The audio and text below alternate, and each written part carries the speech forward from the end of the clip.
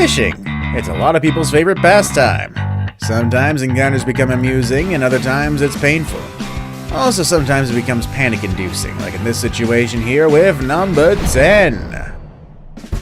Water Stalker. Anglers face multiple dangers when out at sea. Sometimes the weather intensifies all of a sudden, and other times rogue waves appear and try to wipe them out. Oh, and also sometimes there are sharks too. That's pretty threatening. Take a look at this footage. The angler was fishing in his kayak when a large great white shark came upon him. Instead of letting the man go about his day peacefully, the curious water giant decides to stick around. This, understandably, visibly and audibly scares the man, who begins frantically paddling away. But that isn't enough to lose the shark. It gave chase. Thankfully, though, it didn't attack him. Sadly, the danger sharks pose is a two-way. Sometimes they're visible, like in the case of that angler, and sometimes they stick to their guns and hide underwater until they're ready to strike, like in this second clip. Somehow I find seeing them as more comfortable than being jump-scared by this apex predator. While maybe after the fish, I don't think my heart could actually take that. Fish robbery. Yeah, apparently sharks not only stalk, they also steal fish from you too. Watch as this man struggles to reel his mackerel in. He tried having his buddy pick the mackerel up as soon as he went to the side of the boat. However, the fish kept flailing around in a desperate attempt to stay alive. It worked, and that whittled the angler's patience, but he wasn't about to give up. Soon he reels it in again, and then a shark comes and seals it off the line. Yeah, it just stole the man's hard work from under his nose. To be fair, it probably wouldn't have been aware of the struggle that was taking place had the fish not flopped so incessantly. But there was nothing that they could do at that point. Better to give up on the catch than have themselves be the shark's catch instead. Granted, this isn't a one-time thing either. Somewhere else in the world, a man was fishing when a shark came and bit the fish off the hook. Sorry, anglers, I guess it's better luck next time. Oops. I'm not ashamed to say I spat my drink out when I first saw this video. A man was fishing in a river when he noticed something beelining towards him from the right. It was a sea snake. Guy screams in the most comical way possible as the slithering reptile hops on his boat. Thankfully, it leaves soon and it's all smiles from everyone after again. Sadly though, that's not the case for the pair in the second video. Believe it or not, the guy in white is fishing. Instead of using a rod and bait as most anglers do though, he uses his limbs. Yeah, this guy throws all caution to the wind and dunks his head and arms underwater to catch the fish while his buddy collects everything in a basket. Unfortunately, while everything was fine initially, he caught something very different in the end. Or should I say it caught him. A sea snake had bitten the guy right in the nose. His friend beats the snake and pulls it off the angler, but we're pretty sure he had to go to a hospital immediately. One can only hope he's okay. Amazon Killer. If I had to choose between coming up against a great white shark and these little biters, I'd much rather take my chances on the Jaws antagonist. They just have a fighting shot of surviving that encounter with a good old 1-2 punch to the nose. But piranhas? Ugh. Be a bag of bones in a minute or less. Granted, this man doesn't seem to believe that, so he decided to test it to see how the piranhas attack with his own eyes. Thankfully, he didn't duck any of his body into the water. Instead, he decided to be smart about it and dipped a raw chicken into the river first. In less than a minute, the chicken was nothing but bones. Heck, I don't even think there was much cartilage left on it.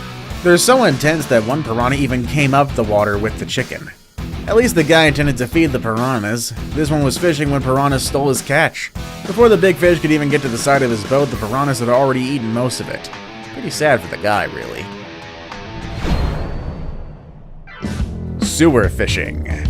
So, this is a thing. I really don't know what to think about this actually, especially given how dank sewers are. At most, if anyone were to catch anything in a sewer other than rats, cockroaches, and excrement, I'd imagine it'd be a mutant fish or a crocodile. Not, normal-looking fish. Moving on either way. This guy fishes in the sewer near his house. Does this by tying bait to what seems like sturdy thread and passing it through the small hole of the manhole. Leaves it for a while and returns later to check if anything bit the line. When he figures there is, likely depending on how weighty the thread feels, he pulls it up and goes to the side of the road to stick his hand in through the sewer drain. Soon he pulls the fish out, alive and kicking, but probably not too clean. Apparently their sewer leads towards a river, and sometimes the fish from the river swim up to the sewer. Honestly, I don't really know why, because if I were a fish, I'd probably prefer cleaner water than one with smelly feces. Then again, fish aren't that bright. An electric catch. Be careful when you're fishing. Sometimes it's your carelessness, not the dangerous prey, that will hurt you. Pretty harsh thing to say, but for some it's pretty true. Watch as this man tries to catch an electric eel with his bare hands. He's even wet from dunking himself in the water. You can just see and feel how dangerous this could get for him, right? That eel might zap him out the moment he touches it, much more grab it. But thankfully he realizes the way he's going about things isn't particularly, smart. Sadly, he did forget that what he had was an electric fishing rod. He figures grabbing a fish that can generate that much electricity is risky, but then holds a live wire. As anyone would expect, this shocks the man and he falls into the water. Not sure how well he's doing after, but I think he's alive. Hopefully, anyway. Meanwhile, this doggy didn't know what it was up against. Thought it was having a free supper, only for the eel to shock him. I can happily say the dog is still alive. A little hurt though, but hopefully a little smarter. KO. It's always a nice feeling when you see the fish you caught as a big one. Get the admiration and envy of your fellow anglers, and you get to take something home that you can feed your whole family dinner. It's plain exciting. However, don't let the excitement get to you. Till the thing is dead or safely tucked away in an icebox, it can and will fight back if it has a chance. And sometimes their skills are enough to take you out, just like this man. He and his friends were fishing at what seemed to be a pond. Eventually, they catch a massive fish. However, the shirtless guy's friend seems to have lost his grip, so he takes over and tries to bag it in a giant plastic bag so they can haul their catch home. Unfortunately, the fish flowed a little too much, and its tail slapped the guy so hard across the face that he was knocked out. Even bled a lot. His friends were there to help him out at least. Pretty bad fish, though. Now it's time for the day's best pick.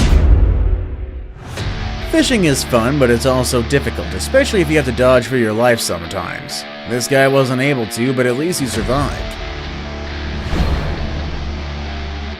Marlin Survivor. Marlins are dangerous.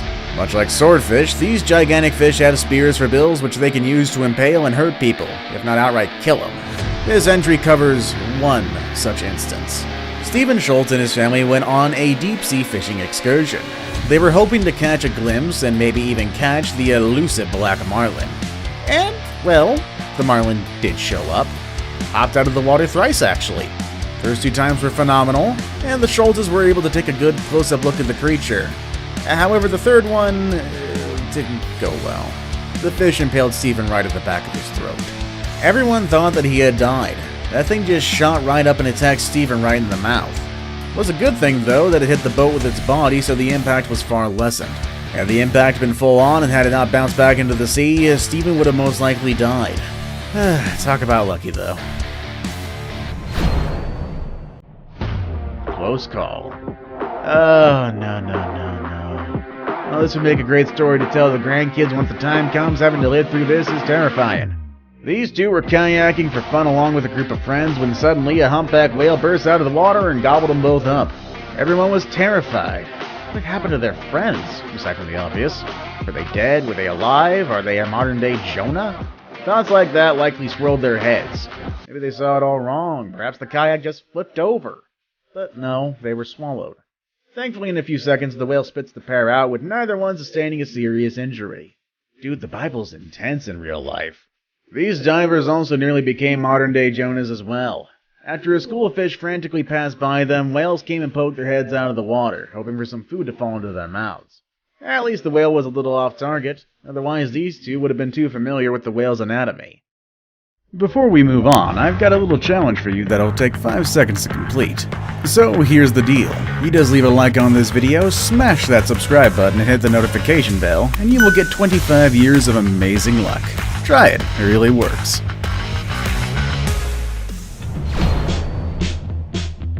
Fishing ceremony. We're used to seeing only a few people while fishing. At most, it's probably a small group of anglers fishing on the dock. But that isn't the case during this festival. Dozens, if not hundreds, come and swarm the area to participate in the fishing ceremony. You read that right. In a small village called Bamba, there's a sacred pond full of catfish. However, people are not allowed to catch food there until the yearly ancient fishing ritual arrives. It's the only time they get the chance to take the fish throughout the year. This ritual is called Antogo, and Antogo usually only allows people in the water for about 15 minutes before they have to get out again.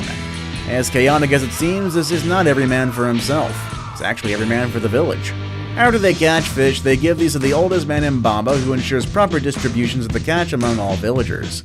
No wonder we can see some of the men throwing some of the fish onto land. See you all next time.